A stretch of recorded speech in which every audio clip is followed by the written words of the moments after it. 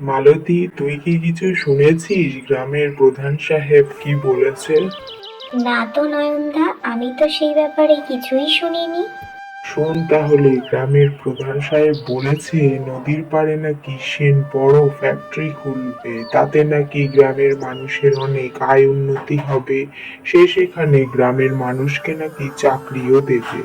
তুমি বাদ দাও তো প্রধানের কথা। প্রধান সব সময় গ্রামের মানুষকে মিথ্যে কথা বলে ঠকায়, আর এই করে করে গ্রামের মানুষের অনেক ক্ষতি করেছে সে। হ্যাঁ, তুই একদম ঠিক কথাই বলেছিস, আমারও জানিস মনে হচ্ছিল সে মিথ্যা কথা বলছে।